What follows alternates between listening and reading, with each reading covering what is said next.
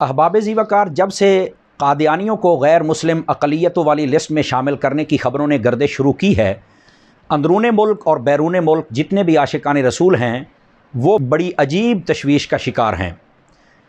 اللہ کرے یہ خبر جھوٹی ہی ہو، مگر یہاں پر میں نے مناسب خیال کیا کہ ناظرین کو ختم نبوت کی تعریف، اس کی اہمیت اور اس کے نام ماننے کے نقصانات اور اس بات پر بھی تھوڑی سی روشنی ڈالوں جو یہ خبر ہے۔ ختم نبوت کی آسان تعریف یہ ہے کہ جس طرح ہمارے نبی صلی اللہ علیہ وسلم کو نبی ماننا فرض ہے، اسی طرح آخری نبی ماننا بھی فرض ہے، اور اسی طرح یہ ماننا بھی لازمی ہے کہ ہمارے نبی کے بعد قیامت آ سکتی ہے پر کوئی نیا نبی نہیں آ سکتا۔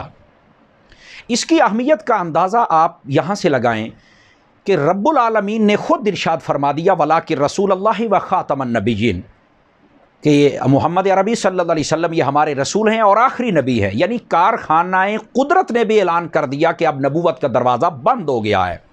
تو پھر سمجھیے اہمیت کیا ہے۔ نبی پاک علیہ السلام نے اپنے فرامین عالی شان کے اندر بہت زیادہ اس بات کو بیان فرمایا، تو ہمیں اہمیت سمجھنی چاہیے۔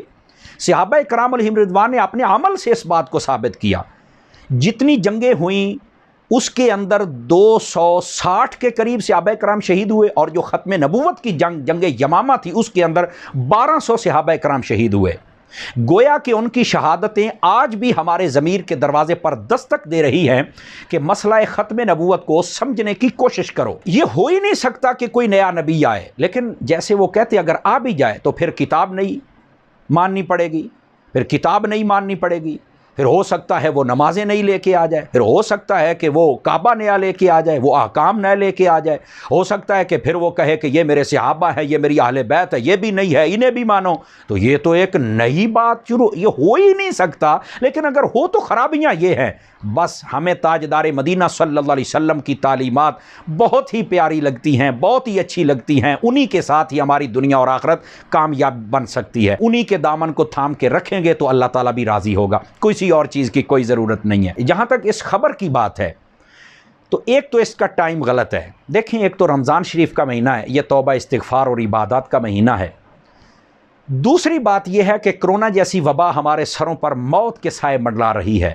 اس وقت کے اندر اس کام کو چھیڑنے کی کیا ضرورت پیش آئی تھی؟ یہ طریقہ غلط ہے۔ طریقہ کیوں غلط ہے؟ اس میں دو پیچیدگیاں ہیں، ایک مذہبی پیچیدگی ہے اور ایک قانونی اور آئینی پیچیدگی ہے۔ مذہبی پیچیدگی یہ ہے کہ قرآن و حدیث نے تو انہیں پہلے ہی کافر کہہ دیا ہے، اب صرف انہوں نے ثبوت دینا ہے، وہ ویڈیو بیان یا وہ اخباروں میں آ جائے یا وہ اپنے لیٹر پیڈ پر جاری کریں کہ ہم مانتے ہیں ابھی ہم کافر ہیں، تو پھر تو ٹھیک ہے۔ چونکہ اگر یہ ثبوت نہ ہوں تو لفظ اقلیت کا وہ فائدہ اٹھا سکتے ہیں کہ اقلیت تم نے ہمیں کہا ہے، اب ہمیں عبادت گاہیں بنانے دو، ہمیں ہمارے سارے حقوق دو، اور اگر ہم کہیں کہ تم کافر ہو تو وہ کہیں یہ تو تم نے شامل کیا، ہم تو مانتے ہی نہیں تھے، تو پھر تو یہ بڑا نقصان ہوگا۔ تو اس لیے اس شق کو پورا کرنا ضروری ہے۔ دوسری بات یہ، جب وہ مان جائیں گے نا تو پھر اگر وہ بعد میں کوئی خرابی کریں تو ان کی پکڑ کرنا بڑی آسان ہوگی کہ یہ تم نے جب خود اپنے آپ کو کافر مانا تو جیسے باقی کافر عیسائی، ہندو، سکھ رہتے ہیں تو ویسے تم بھی رہو، جیسے ان کو حقوق ملتے ہیں ویسے تمہیں بھی ملیں گے، تو یہ ان کو پکڑنا آسان ہو جائے گا۔